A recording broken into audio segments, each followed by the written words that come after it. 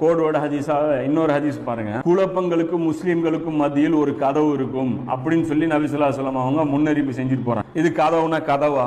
இது ஒரு மரக்கட்டையில செஞ்சா ஒரு 7க்கு 4 3க்கு 8ன்னு சொல்லி இப்படி ஒரு சைஸ்ல இருக்க கதவா?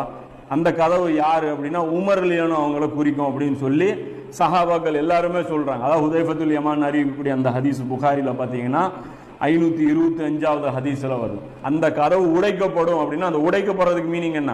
உமர் ரலியல்லாஹு கொல்லப்படுவாங்க அப்படிங்கிறதையும் முன்னறிவிப்பா ஹுதைஃபத்துல் யமான் ரலியல்லாஹு அவங்க சொல்றாங்க.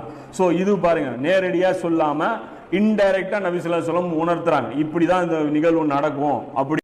இன்னொரு உதாரணம் பாருங்க, அந்த கோடுவோட முறைக்கு நபி ஸல்லல்லாஹு அலைஹி வஸல்லம் காமிச்சது, இன்று பூமியில் உயிருடன் இருப்பவர்கள் 100 வருடத்திற்கு பிறகு யாரும் இருக்க மாட்டார்கள் அப்படின்னு சொல்லி நபி ஸல்லல்லாஹு அலைஹி வஸல்லம் செய்யலாம். இந்த முன்னறிப்பு சொன்ன உடனே சஹாபாக்கள் என்ன நினைக்கிறாங்கன்னா, 100 வருடங்கள்ல இந்த உலகம் அழிஞ்சிரும், இந்த உலகம் மறுமை நாளை சந்திச்சிரும் அப்படின்னு தான் சஹாபாக்கள் விளங்குறாங்க.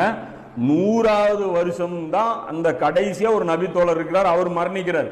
அவர் மரணிக்கும் போதுதான் இந்த ஹதீஸுடைய மீனிங் புரியுது சஹாபாக்களுக்கு. ஓ, இது அந்த நாள் பூமியில வாழ்ந்த மக்களை மட்டும்தான் குறிக்கும், இது உலக அழிவை குறிக்காது அப்படிங்கிறது. அப்ப 100 வருஷம் அந்த ஹதீஸுக்கு தவறா விளக்கம் கொடுக்கப்பட்டிருக்கு சஹாபாக்கள் மத்தியில். அந்த கடைசியா அந்த நிகழ்வு நடக்கும் போதுதான் அது தெரியுது இந்த ஹதீஸுக்கு இதுதான் மீனிங் அப்படிங்கிறது. ஸோ முன்னறிப்புகள் பொறுத்த வரைக்கும் இப்படித்தான் ஆரம்ப காலத்தில் அந்த காலகட்டத்துக்கு தகுந்த மாதிரி விளக்கங்கள் சொல்லப்பட்டுக்கிட்டே வரும். அதே மாதிரி தான் யாஜூஜ் மாஜூஜ் சம்பவத்துக்கும் பல விளக்கங்கள் சொல்லப்பட்டே வரும். ஒரு கட்டம் சில நிகழ்வுகள் நடக்கும், அந்த நிகழ்வுகளை பார்த்ததுக்கு அப்புறம் நமக்கு உறுதியாயிரும், இல்ல இதுதான் அந்த வசனத்துடைய மீனிங், இதுதான் அந்த ஹதீஸ்களுடைய மீனிங் அப்படிங்கிறது.